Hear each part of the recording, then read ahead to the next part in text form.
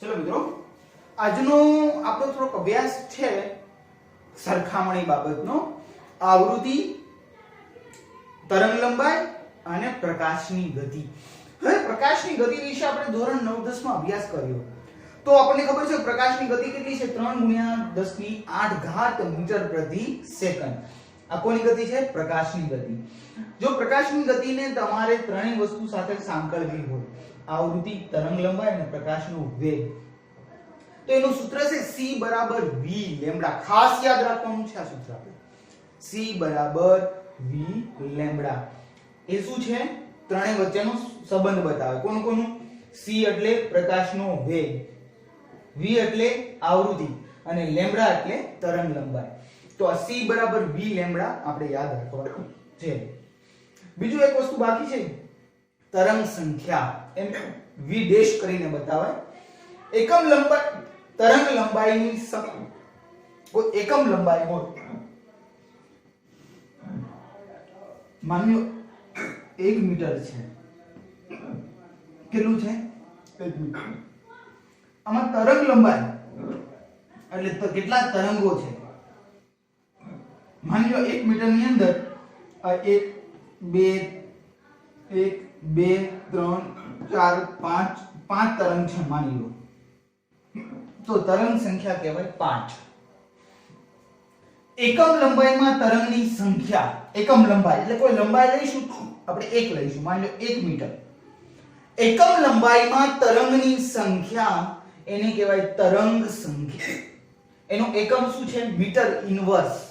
એકમ લંબાઈમાં તરંગની સંખ્યા એને કહેવાય શું કહેવાય? તરંગ સંખ્યા. v ડેશ ઉપર લીટો કરીને બતાવો. ક્લિયર આટલી વસ્તુ? આગળ ચલો મિત્રો, તો લાસ્ટ ટોપિક ની અંદર આપણે એક અભ્યાસ કર્યો હતો, યાદ હોય તમને તો, કે જે વિદ્યુત ચુંબકીય વિકિરણ છે એ તરંગ સ્વરૂપ ધરાવે છે. યાદ છે?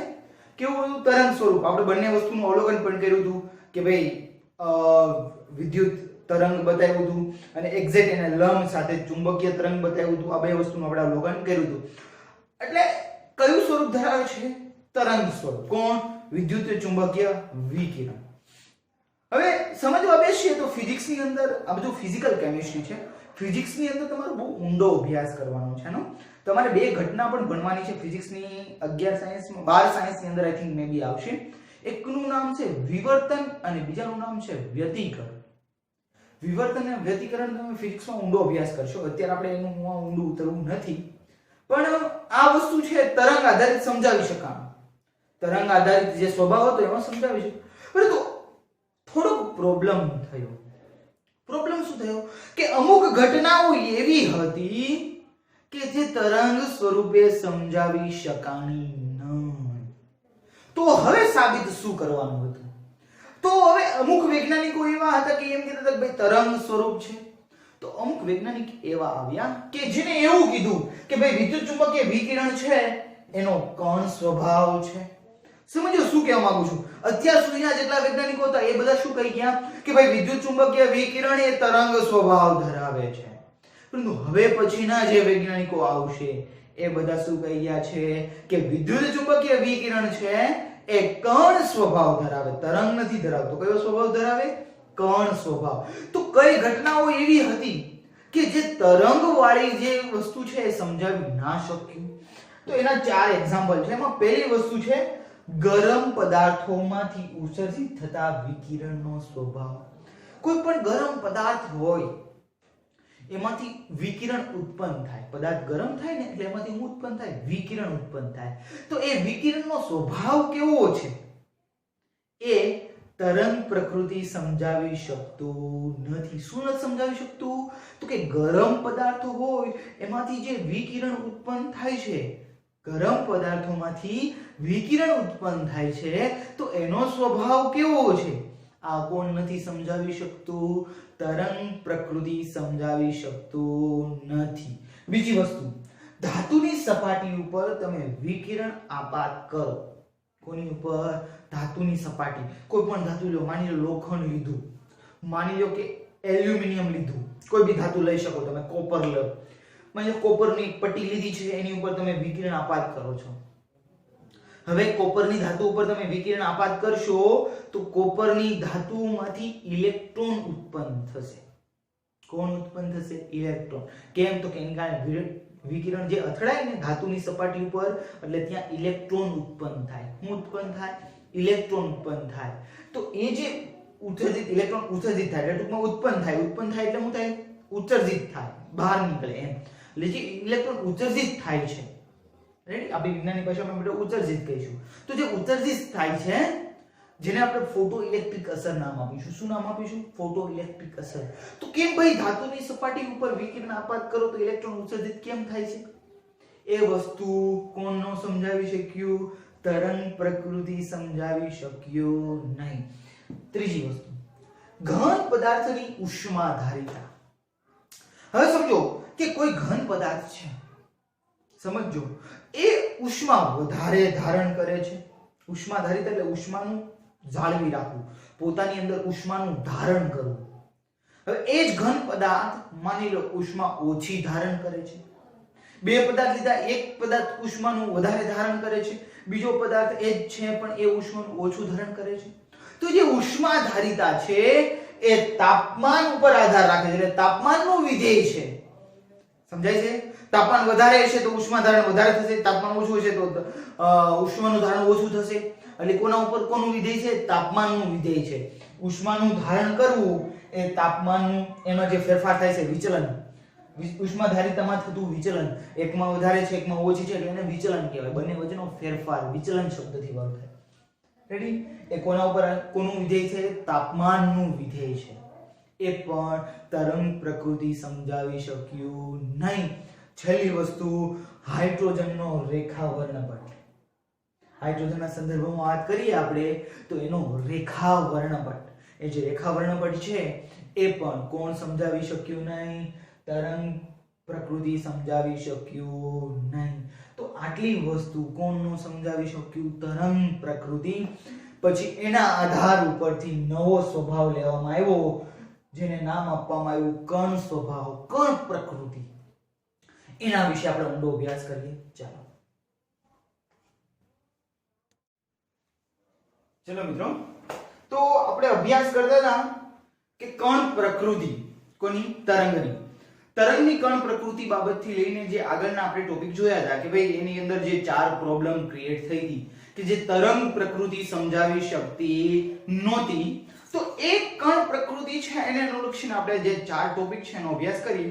પેલા ઉપર જોઈએ ઘન પદાર્થ પર ગરમીની અસર કે જે તરંગ પ્રકૃતિ સમજાવી શકતી નથી. સમજો, કોઈ ઘન પદાર્થ હોય એને આપણે ગરમ કરીએ છીએ. શું કરીએ છીએ? ગરમ. હવે ગરમ કરીશું તો એનામાં કંઈક તો ફેરફારો આવશે ફેરફારો. એક એક્ઝામ્પલ લઈને આપણે સમજીએ. સમજો, મને એક લોખંડનો ટુકડો લઈ લો.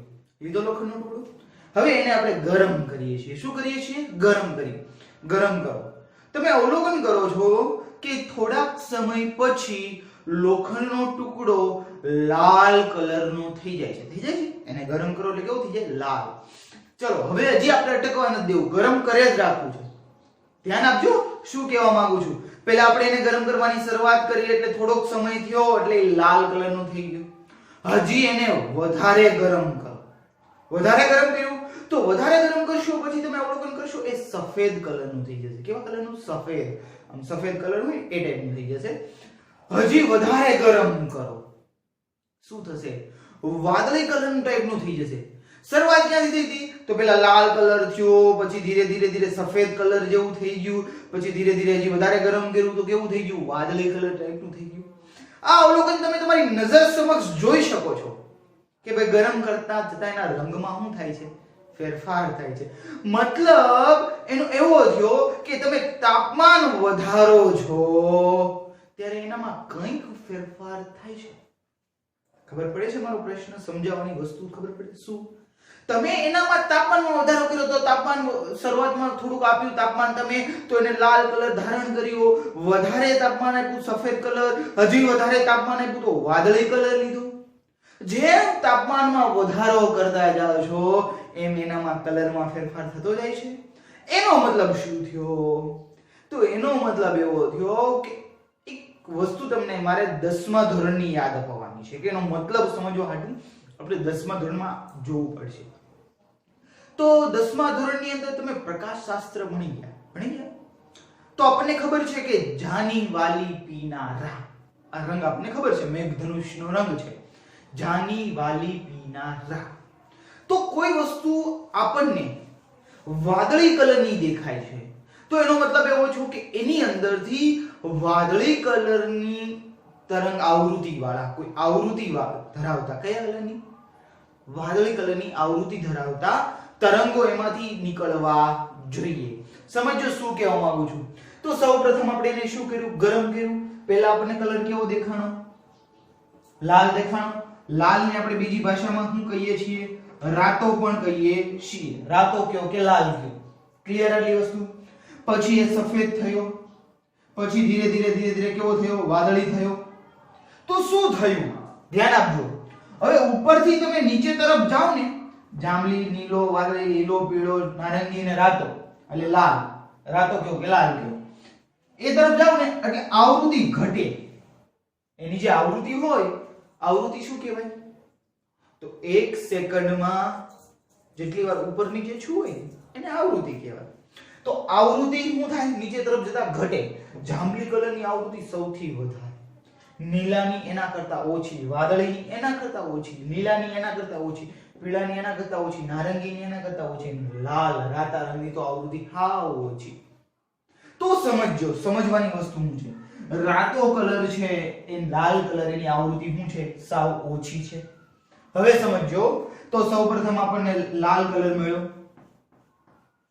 પછી આપણને કેવો મળ્યો સફેદ મળ્યો. સફેદ રંગનો આમાં ઉલ્લેખ નથી પણ હું તમને કહું છું. પછી આપણને કેવો મળ્યો વાદળી મળ્યો. તો તમે અવલોકન કરી શકો લાલ થી વાદળી આવૃત્તિ શું થાય છે લાલ થયો પછી સફેદ થયો પછી વાદળી થયો મતલબ આવૃત્તિ વધે છે. આવૃત્તિ શું થાય છે વધે છે. સૌપ્રથમ જે ઘન પદાર્થને તમે લોખંડના ટુકડાને મૂકો તો પહેલા લાલ કલરનો થયો તો પછી સફેદ કલરનો થયો પછી વાદળી કલરનો થયો મતલબ એની આવૃત્તિમાં શું થતો ગયો વધારો થતો ગયો.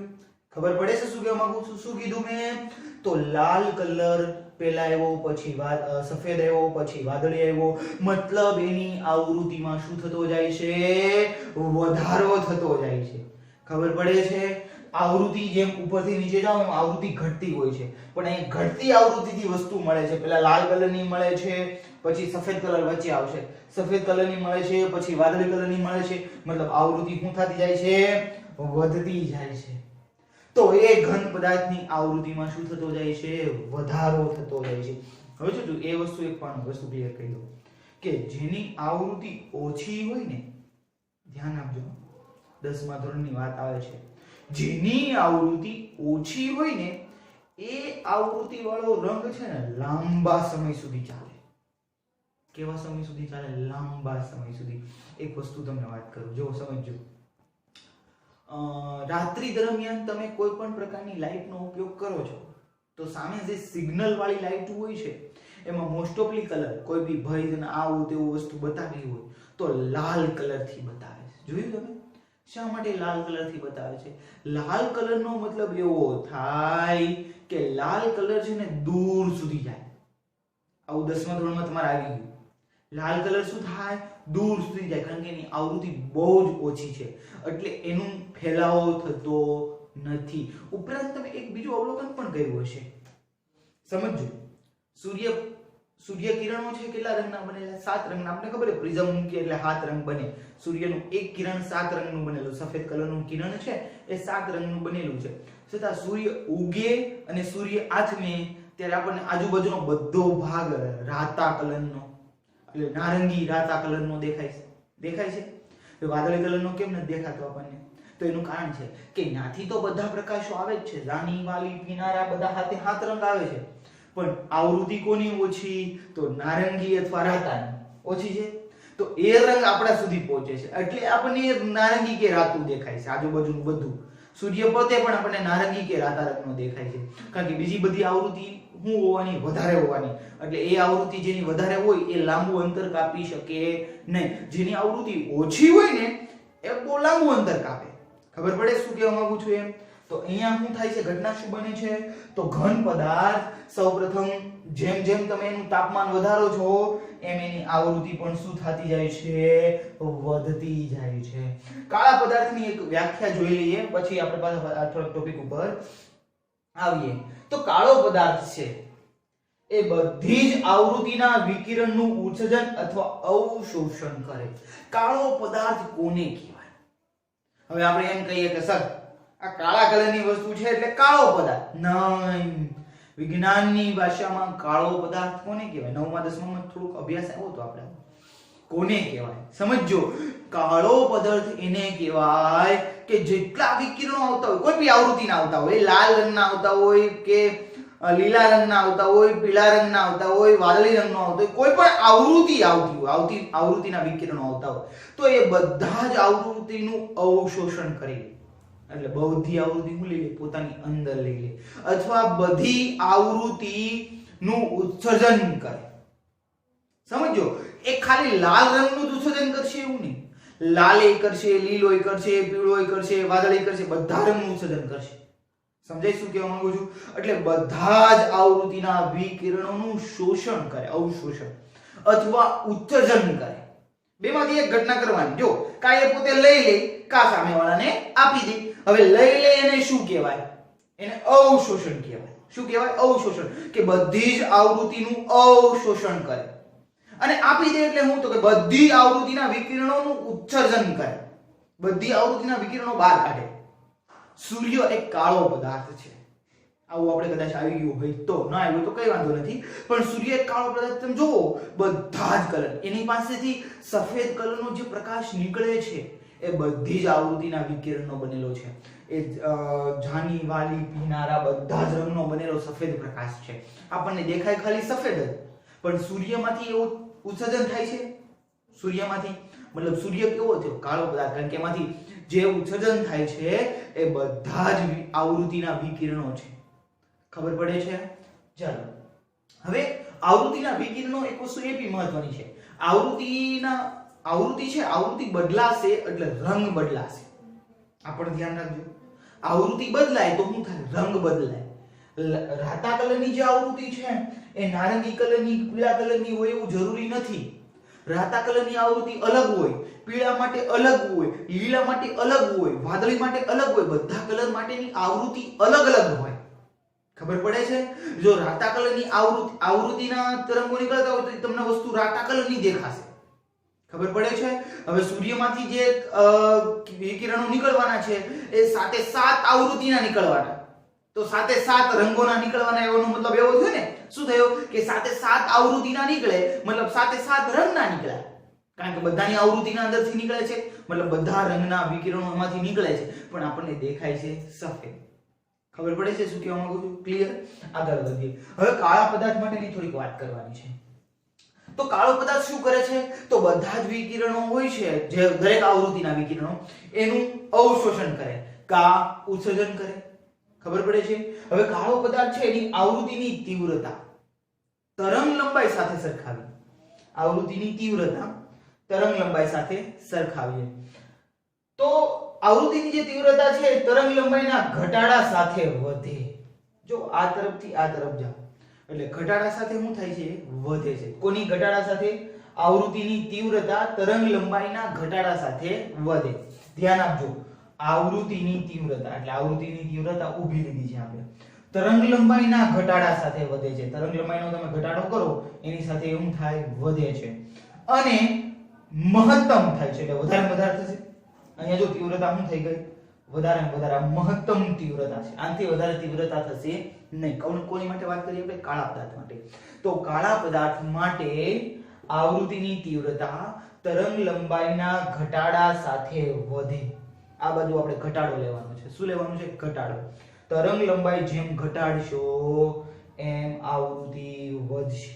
જો આવૃત્તિ વધી, આ બાજુ આપણે ઘટાડો કર્યો તો તરંગ લંબાઈના ઘટાડા સાથે તીવ્રતા, આવૃત્તિની તીવ્રતા શું થાય છે? વધે છે. અને કેવી થઈ જાય છે? મહત્તમ થઈ જાય છે. હવે મહત્તમ થઈ જાય પછી તરંગ લંબાઈના ઘટાડા સાથે, આ ઘટાડો આગળ આવે છે, એમ તીવ્રતા ઘટશે. સમજો, ફરી એક વખત વ્યવસ્થિત સમજાવું છું, ધ્યાન આપજો. જો શું થાય છે કાળા પદાર્થ માટે, તો કાળો પદાર્થની તીવ્રતા અને તરંગ લંબાઈનો આલેખ દોરો તમે, તો શું જોવા મળે છે તમને? તો તરંગ લંબાઈ તમે જેમ ઘટાડો છો, શું કરો છો? ઘટાડો છો, એમ આવૃત્તિ વધે છે. ધ્યાન આપજો, આવૃત્તિની તીવ્રતા જે હોય છે એ વધે છે. તરંગ લંબાઈ ઘટાડો, આવૃત્તિની તીવ્રતા વધશે અને કેવી થઈ જશે? મહત્તમ થઈ જશે, સૌથી વધારે થઈ જશે. પછી શું થાય છે? હજી તરંગ લંબાઈ તમે ઘટાડે જ રાખો છો, જેમ ઘટાડતા જશો એમ પાછી આવૃત્તિની તીવ્રતા ઘટશે. પેલા શરૂઆતમાં વધશે, મહત્તમ થશે, પછી ઘટશે. કોણ? આવૃત્તિની તીવ્રતા. શું થશે આવૃત્તિની તીવ્રતા? પેલા સૌપ્રથમ વધારો થાય, કેવું થઈ જાય? મહત્તમ થઈ જાય. પછી એમાં જોવા મળે તમને ઘટાડો. એની સાથે તરંગ લંબાઈના ઘટાડા સાથે. આ યાદ રાખજો, તરંગ લંબાઈમાં ઘટાડો કરો એમ આવૃત્તિની તીવ્રતા વધે. કેવી થઈ જાય? મહત્તમ. હજી તરંગ લંબાઈ તમે ઘટાડો જ છો, પછી સાથે સાથે શું ઘટશે? આવૃત્તિની તીવ્રતા પણ ઘટશે. ક્લિયર? આટલી વસ્તુ સમજણ પડી? આ વસ્તુ યાદ રાખજો. આપણે 10મા ધોરણમાં આવી ગયું છે જાણી વાલી પીનારા ઉપરથી કે આવૃત્તિ ઘટે. જાંબલી રંગની આવૃત્તિ સૌથી વધારે હોય, નીલાની એના કરતા ઓછી આવૃત્તિ હોય, વાદળીની, લીલાની, પીળાની, નારંગી, રાતાની સૌથી ઓછી આવૃત્તિ હોય. એટલે ઘન પદાર્થ લીધો તો તમને પેલા લાલ રંગનો જોવા મળ્યો, ગરમ થયો તો લોખંડ, મતલબ આવૃત્તિ એની ઓછી હતી. સફેદની આવૃત્તિ વધારે, એની કરતા વાદળીની આવૃત્તિ વધારે. તો ઘન પદાર્થને તમે ગરમ કરતા જાઓ એમ આવૃત્તિ વધતી જાય છે. ક્લિયર આટલી વસ્તુ? ચલો આગળનો ટોપિક લઈએ. તો આપણે જે પ્રેક્ટિકલ જોયો ઘન પદાર્થ અથવા કાળા પદાર્થ માટેનો, કે જે ઉત્સર્જન કરે છે આવૃત્તિ વાળા વિકિરણનું અથવા અવશોષણ કરે છે, બેમાંથી એક વસ્તુ કરે છે. હવે આ વસ્તુ હતી એ તરંગ પ્રકૃતિથી સમજાવી શકાણી નહીં. કોનાથી નો સમજાવી શકાણી? તરંગ પ્રકૃતિથી. પછી એ સમયની અંદર મેક્સ પ્લાન્ક નામનો વૈજ્ઞાનિક થઈ ગયો. એ પ્લાન્કે એવું સૂચવ્યું, એટલે એને એવું કીધું કે પરમાણુ કે અણુશક્તિ છે એનું ઉત્સર્જન કે અવશોષણ, આપણે જે વિકિરણ લીધા છે એ જે છે વિકિરણો, એ પરમાણુ કે અણુશક્તિનું ઉત્સર્જન કે અવશોષણ, જેનું ઉર્જા હોય છે, ઉર્જા એનું ઉત્સર્જન થાય. વિકિરણ શું હોય છે? તો એક ઉર્જા જ છે. વિકિરણ શું છે? એક ઉર્જા જ છે. એટલે એના શબ્દોની અંદર પ્લાન્કે પોતાના શબ્દોમાં એવું કીધું કે પરમાણુ કે અણુશક્તિનું ઉત્સર્જન કે અવશોષણ, આ ઉત્સર્જન થવાનું કા અવશોષણ થવાનું કોઈ અસતત જથ્થામાં હોય છે. હવે સમજો, જો આપણે તરંગ સ્વરૂપે ધાર્યું હોય, સમજો, તો તરંગમાં શું થાય? આ રીતનું તરંગ હોય. જો આમાં ક્યાંય ટુકડો પડે છે, બધું સતત રીતે જાય છે. જો ક્યાંય વચ્ચે કટકા પડતા નથી કે ભાઈ તરંગ અટકી ગયું, ફરી તરંગ આવ્યું, ફરી તરંગ અટકી ગયું, ફરી તરંગ આવ્યું. આવી કોઈ ઘટના બનતી નથી. તરંગ એક જ સાથે જાય છે. પણ પ્લાન્કે એવું કીધું કે ભાઈ એ તો અસતત જથ્થામાં હોય છે. મતલબ તરંગ વસ્તુ એને શું પાડી? ખોટી પાડી. કોને ખોટી પાડી? પ્લાન્કે. કે જે ભાઈ જે ઊર્જા હોય છે કાળા પદાર્થની હતી, તો એમાં ઉત્સર્જન થતું હતું વિકિરણોનું અથવા જે શોષણ થતું હતું, એ જે ઊર્જા હતી એ કેવી હોય છે? અસતત જથ્થામાં, એક જ સાથે સતત જથ્થામાં હોતી. તરંગ શાસ્ત્ર શું કહેતું હતું? ભાઈ એક જ સાથે તરંગ સ્વરૂપે હોય છે. પણ પ્લાન્કે શું કીધું? એ અસતત જથ્થામાં હોય છે, નહીં કે સતત રીતે. એ સતત રીતે હોતી નથી, અસતત રીતે હોય છે.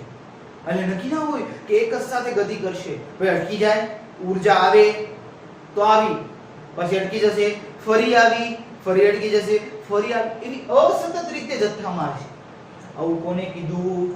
પ્લાન્કે કીધું. અને જે ઊર્જા ઉત્સર્જન થાય છે અથવા શોષણ થાય છે, એને જે નાનામાં નાનો જથ્થો હોય ને, સમજો કેમ આપણે ઓલો પરમાણુ એનો અભ્યાસ કરતા હતા કે આપણે કીધું ભાઈ નાનામાં નાનો ભાગ ઇલેક્ટ્રોન, પ્રોટોન ને ન્યુટ્રોન ને એવું જોયું હતું આપણે. એમ અહીંયા જે ઊર્જા હતી કે જેનું શોષણ થતું હશે અથવા ઉત્સર્જન થતું હશે, જે ઊર્જાનો નાનામાં નાનો ભાગ છે એને ક્વોન્ટમ નામ આપ્યું. શું નામ આપ્યું? ક્વોન્ટમ. એને શું કહેવાય? ઊર્જાનું સૌથી ઓછું પ્રમાણ, એને શું કહેવાય?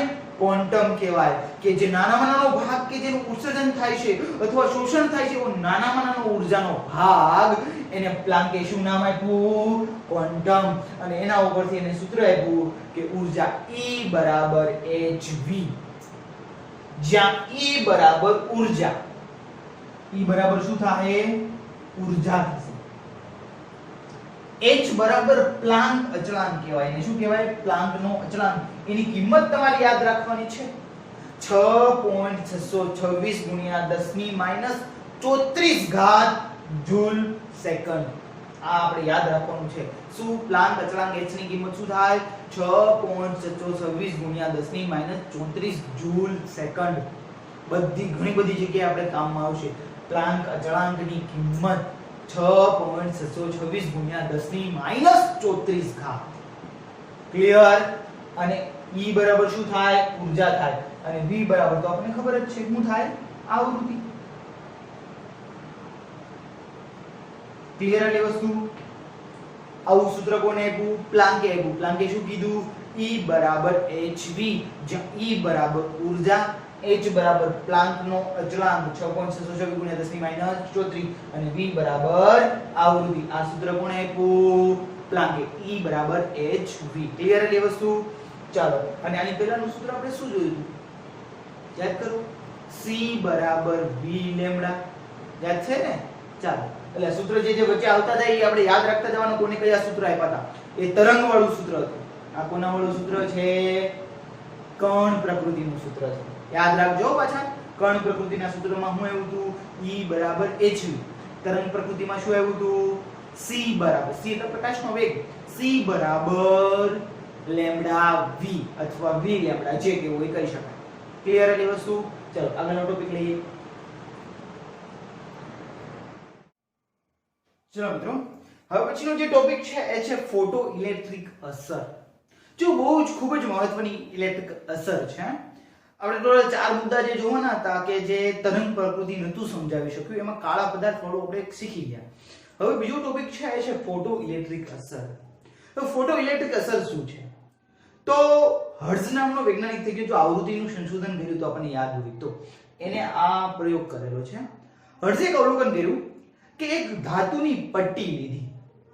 પેલેડિયમ, રૂબિડિયમ એવી અલગ અલગ ધાતુઓ હોય છે, કોઈ બી ધાતુ લઈ શકાય. એ ધાતુની પટ્ટી લીધી, એના ઉપર પ્રકાશનો પુંજ આપાત કર્યો.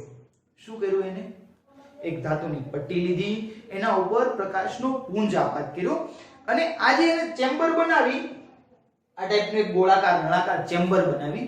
એ ચેમ્બર શૂન્ય અવકાશ વાળી હતી. કેવી હતી? શૂન્ય અવકાશ. એટલે જો સમજો, શૂન્ય અવકાશ શું કામ રાખવામાં આવે? તો શૂન્ય અવકાશ રાખવાનું કારણ એવું છે કે ઇલેક્ટ્રોનને એક બાજુથી બીજી બાજુ જવું હોય તો જો વચ્ચે કોઈ વાયુ પડ્યો હોય ને તો વાયુ ઇલેક્ટ્રોન લઈ. સમજો, આપણે આની પહેલાની જે અસર ભણી ગયા હતા ત્યારે પણ આપણે શું કર્યું હતું? શૂન્ય અવકાશ લીધું હતું ચેમ્બરની અંદર. શા માટે? તો કે શા માટે લીધું હતું? તો કે વાયુ હોય અંદર, કોઈ પણ પ્રકારનો વાયુ, તો એ ઇલેક્ટ્રોનને લઈ, તો એક બાજુથી બીજી બાજુ ઇલેક્ટ્રોન પહોંચી શકે નહીં. એટલા માટે હંમેશા જે ચેમ્બર લઈએ ને આપણે એ શૂન્ય અવકાશ વાળું લેવાનું. કેવું લેવાનું? શૂન્ય અવકાશ. કે ઇલેક્ટ્રોન ગતિ કરતા હોય તો આપણે ખબર તો પડે. સામેની બાજુ આ બાજુથી આ બાજુ ગયા, આ બાજુથી આ બાજુ ગયા, એ આપણને ખબર પડે. પણ એ ક્યારે ખબર પડે? જ્યારે શૂન્ય અવકાશ હોય ત્યારે. એટલે શૂન્ય અવકાશ વાળું એક ચેમ્બર લીધું, એની અંદર એક ધાતુની પટ્ટી મૂકી. પછી શું કર્યું એમને? પછી એક અવલોકન કર્યું, એની ઉપર એક પ્રકાશનો પુંજ આપાત કર્યો. હવે પ્રકાશનો પુંજ આપાત કર્યો તો ધાતુની સપાટી ઉપરથી ઇલેક્ટ્રોન મુક્ત થયા, ઉત્સર્જિત થયા. સમજજો શું કહેવા માંગુ છું? શું કર્યું એને? ધાતુની સપાટી ઉપર પ્રકાશનો પુંજ આપાત કર્યો. તો શું થયું? તો કે ધાતુની સપાટી ઉપરથી ઇલેક્ટ્રોન શું થયા? ઉત્સર્જિત થયા. કોની ઉપરથી ઉત્સર્જિત થયા? ધાતુની સપાટી ઉપરથી ઇલેક્ટ્રોન શું થયા? ઉત્સર્જિત થયા. હવે ખબર કેમ પડે ભાઈ કે ઉત્સર્જિત થયા? તો એને શું કર્યું? સામેની બાજુ એક ડિટેક્ટર ગોઠવ્યું. ડિટેક્ટર જેને ગુજરાતીમાં સુસંક એવું કંઈક કહેવાય છે સમથિંગ, રેડી? પણ ઇંગ્લિશ શબ્દ એનો હેલો છે, ડિટેક્ટર. સમજો, ડિટેક્ટ કરવું, ઓળખી લેવું, ડિટેક્ટર, રેડી? ડિટેક્ટર યાદ રાખશું આપણે, ઓલું સુસંક એવું એ નામ નહીં યાદ રાખીએ. તો સામેની બાજુ એને શું ગોઠવ્યું? ડિટેક્ટર ગોઠવ્યું. એને શું કર્યું? તો એક પ્રકાશનો પુંજ ધાતુ પર આપાત કર્યો શૂન્યાવકાશ ચેમ્બરની અંદર, એટલે ધાતુની સપાટી ઉપરથી કોણ મુક્ત થયું? ઇલેક્ટ્રોન મુક્ત થયા. એ ક્યાં ગયા? સામેના ડિટેક્ટર તરફ અથડાણા. ડિટેક્ટરે શું કર્યું? તો એને જોયું. ડિટેક્ટરનું કામ શું હોય? ઓળખવાનું હોય કે ભાઈ કેટલા ઇલેક્ટ્રોન આવ્યા. આ બાજુ એને એ મીટર ગોઠવ્યું. શું ગોઠવ્યું? એ મીટર. એ મીટર, એ મીટરનો કાંટો બતાવે, ઇલેક્ટ્રોન એની સાથે બતાવે કે ભાઈ જે કેટલા ઇલેક્ટ્રોન આવ્યા, કેટલી ઉર્જા વાળા ઇલેક્ટ્રોન આવ્યા. આ બધું કામ કોણ કરે? ડિટેક્ટર કરે. એટલે એને એ અવલોકન કર્યું કે પ્રકાશનું પુંજ આપાત કરીને ધાતુની સપાટી ઉપરથી ઇલેક્ટ્રોન મુક્ત કર્યા. હવે ઇલેક્ટ્રોન મુક્ત થયા તો કેટલા ઇલેક્ટ્રોન મુક્ત થયા, કેટલી ઉર્જા વાળા ઇલેક્ટ્રોન મુક્ત થયા, આ ડિટેક્ટરે જોયું. પછી એના ઉપરથી એને અમુક પરિણામો આપ્યા. શું પરિણામો આપ્યા? તો પહેલું પરિણામ એને એવું કીધું કે જેવું પ્રકાશનું પુંજ ધાતુની સપાટી સાથે અથડાય છે એટલી જ વારમાં એમાંથી ઇલેક્ટ્રોન મુક્ત થાય છે.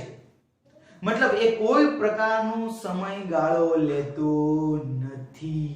જેવું પ્રકાશનું પુંજ તમે ધાતુની સપાટી પર આપાત કરો એવું ને એવું ત્યાંથી હું મુક્ત થઈ જાય, ઇલેક્ટ્રોન મુક્ત થઈ જાય. ધાતુની સપાટી સાથે જેવો ઇલેક્ટ્રોન અથડાય, પ્રકાશ પુંજ અથડાય એવો ને એવો ઇલેક્ટ્રોન મુક્ત થાય. ક્લિયર? ખબર પડી છે? ઊંડા પ્રકાશનું પુંજ ધાતુ સાથે અથડાય છે, તરત જ ઇલેક્ટ્રોનનું ઉત્સર્જન થાય છે. એટલે કે આ ક્રિયા માટે કોઈ સમયગાળો લેતો જતો નથી. ક્લિયર? આની વસ્તુ. બીજી વસ્તુ જોઈએ કે ઉત્સર્જિત થતા ઇલેક્ટ્રોનની સંખ્યા પ્રકાશની તીવ્રતાના સમપ્રમાણમાં હોય છે. એટલે શું કહેવા માંગે છે? સમજો, ઇલેક્ટ્રોન આપાત થયો, પ્રકાશનું પુંજ આપાત થયું, ઇલેક્ટ્રોન મુક્ત થયો. હવે જે ઇલેક્ટ્રોન મુક્ત થયો છે એની જે ઊર્જા છે, ઉત્સર્જિત થતા ઇલેક્ટ્રોનની સંખ્યા, એટલે કેટલી સંખ્યામાં ઇલેક્ટ્રોન મુક્ત થાય છે? જો 5 થયા, 10 થયા, 15 થયા, ડિટેક્ટર નક્કી કરશે. હવે જો તમારે વધારે ઇલેક્ટ્રોન મુક્ત કરવા હોય તો પ્રકાશની તીવ્રતા વધારે રાખવી પડે. સમજો, ઓછા ઇલેક્ટ્રોન મુક્ત કરવા હોય તો પ્રકાશની તીવ્રતા ઓછી રાખવા. જેટલી પ્રકાશની તીવ્રતા વધારે હશે એટલા જ ઇલેક્ટ્રોન વધારે મુક્ત થશે. એટલે કોના ઉપર આધાર રાખે? ઉત્સર્જિત ઇલેક્ટ્રોનની સંખ્યા એ પ્રકાશની તીવ્રતાના સમપ્રમાણમાં હોય છે. પ્રકાશની તીવ્રતા વધારે, ઇલેક્ટ્રોન વધારે મુક્ત થાય. પ્રકાશની તીવ્રતા ઓછી, ઇલેક્ટ્રોન ઓછા મુક્ત થાય. ક્લિયર? આની વસ્તુ આગળ લઈએ. દરેક ધાતુ માટે ન્યૂનતમ ઊર્જા હોય. ઇલેક્ટ્રોન મુક્ત તમારે કરવો હોય તો ભાઈ હું એમ કહું, આપણે સમજો એક એક્ઝામ્પલ લીધું હતું દેહલી વાળું. દેહલી ઊર્જા છે કે રોટલો ગરમ કરવો તો યાદ હોય તમને, તો રોટલો બનાવવો તો એને કંઈક ઓછામાં ઓછી ઊર્જા આપવી પડી તો જે રોટલો બન્યો. એમ અહીંયા તમારે જો ધાતુમાંથી ઇલેક્ટ્રોન કાઢવા હોય તો અમુક આવૃત્તિ વાળો પ્રકાશ જોઈએ. એટલે દરેક ધાતુને ન્યૂનતમ આવૃત્તિ V0 હોય છે. એટલે અમુક આવૃત્તિ, પોતાની એક આવૃત્તિ હોય છે, એને દેહલી આવૃત્તિ એવું નામ અપાય. આપણે ઉર્જામાં દેહલી ઉર્જા એવું નામ આપ્યું હતું ને, એને શું નામ અપાય? દેહલી આવૃત્તિ. હવે જોજો હો, દરેક ધાતુને પોતાની હોય ન્યૂનતમ આવૃત્તિ હોય, એને આપણે V0 નામ આપીએ. શું આપીએ? V0 નામ. હવે સમજો, હવે જો તમારે ફોટો ઇલેક્ટ્રિક અસર કરવી હોય, એટલે કે ઇલેક્ટ્રોન તમારે મુક્ત કરવા હોય તો શું કરવું પડે? તો જે ઊર્જા એની પોતાની પાસે છે એની કરતા વધારે આવૃત્તિ, પોતાની જે આવૃત્તિ છે એની કરતા વધારે આવૃત્તિ વાળો તમે એને પ્રકાશ આપો તો ઇલેક્ટ્રોન મુક્ત થશે. સમજાય છે? ફરી સમજાવું, ધ્યાન આપજો. દરેક ધાતુ માટે પોતાની ન્યૂનતમ આવૃત્તિ હોય. ખબર પડે છે? દરેક ધાતુને પોતાની શું હોય? ન્યૂનતમ આવૃત્તિ હોય. હવે તમારે જો ઇલેક્ટ્રોન મુક્ત કરવો હોય તો શું કરવાનું? જેને એની ન્યૂનતમ આવૃત્તિ છે, ધાતુની જે આવૃત્તિ છે એની કરતા વધારે આવૃત્તિ વાળો પ્રકાશ આપવાનો. તો વધારે આવૃત્તિ વાળો પ્રકાશ તમે એને આપશો તો ઇલેક્ટ્રોન મુક્ત કરશે, નકર નહીં કરે. સામાન્ય વસ્તુ છે ને, કારણ કે પોતાની પાસે તો ઊર્જા છે જ. હવે એને ઊર્જા છે એની કરતા વધારે ઊર્જા આપો તો એ કામ કરશે. ખબર પડે શું કહેવા માંગુ છું? એ આપણે માણસ છીએ, રેડી? આપણે ખાધેલું જ છે, બપોર 12 વાગે ખાધું હોય, હવે સાંજે 6 વાગે આપણને એમ કે આટલું કામ કરવું છે, તો આપણે શું કરીશું? એ યાર નથી કરવું યાર, બપોરનું ખાધેલું તો સાંજે પચી ગયું હોય. પણ તમને ફરી સાંજે ખાવા દે અને પછી તમને એમ કે ભાઈ આટલું કામ કરવાનું છે, તો શું થશે? આપણી જે ઊર્જા છે આપણે ફરી ખાઈએ છીએ તો ફરી ઊર્જા વધશે, તો આપણે કામ કરશું. તો એની કરતા વધારે ઊર્જા મળી. આપણી પાસે ઊર્જા હતી તો ખરા કામ કરવા માટેની, પણ એટલી બધી ઊર્જા નહોતી કે આપણે કામ ફટાફટ કરી નાખીએ. પણ જો એ કામ આપણે કરવું હતું તો બીજી વાર ખાધું, વધારે ઊર્જા લીધી તો આપણે કામ કર્યું. તો જે ન્યૂનતમ આવૃત્તિની વાળી ઊર્જા છે એની કરતા વધારે આવૃત્તિ વાળો પ્રકાશ તમે એને આપશો તો ઇલેક્ટ્રોન મુક્ત કરશે. જોજો, ધ્યાન આપજો.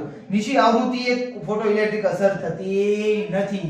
જોજો, ધ્યાન આપજો. દરેક ધાતુ માટે ન્યૂનતમ આવૃત્તિ V0 હોય છે, જેને દહેલી આવૃત્તિ કહેવાય. આ આવૃત્તિની નીચી આવૃત્તિએ ફોટોઇલેક્ટ્રિક અસર થતી નથી. જો તમે એ ઊર્જા કરતા ઓછી આવૃત્તિ વાળું આપો ને પ્રકાશ કિરણ, તો ફોટોઇલેક્ટ્રિક અસર થાય નહીં.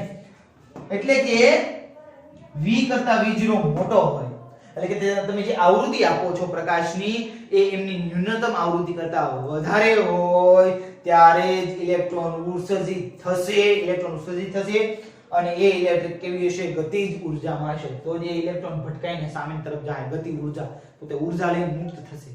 એટલે એને શું કરવું પડે? વધારે આવૃત્તિ વાળો પ્રકાશ આપવો પડે. ખબર પડે છે? ધાતુની જે ન્યૂનતમ આવૃત્તિ છે એની કરતા વધારે આવૃત્તિ વાળો પ્રકાશ આપવો પડે. તો ત્રણ વસ્તુ આપણે સમજ્યા. પહેલું હું સમજ્યા કે જેવું પ્રકાશનું પુંજ અથડાય એવા જ ઇલેક્ટ્રોન મુક્ત થાય. એને સેકન્ડે થઈ જાય, એ સમયગાળો લેતો નથી. પછી ઉત્સર્જિત થતા ઇલેક્ટ્રોનની સંખ્યા એ તમે જે પ્રકાશ આપ્યો છે એની તીવ્રતા ઉપર તીવ્રતાના સમપ્રમાણમાં હોય. તમે તીવ્રતા વધારે આપી છે કે ઓછી? જો વધારે આપી હોય તો ઇલેક્ટ્રોન વધારે મુક્ત થાય, એના સમપ્રમાણમાં હોય. અને ત્રીજી વસ્તુ કે ધાતુ માટે ન્યૂનતમ આવૃત્તિ હોય એ આવૃત્તિ કરતા વધારે આવૃત્તિ વાળો પ્રકાશ આપો તો જ ઇલેક્ટ્રોન ઉત્સર્જિત થશે ગતિજ ઊર્જા સાથે. ક્લિયર આ વસ્તુ? ચાલો આગળનો ટોપિક લઈએ.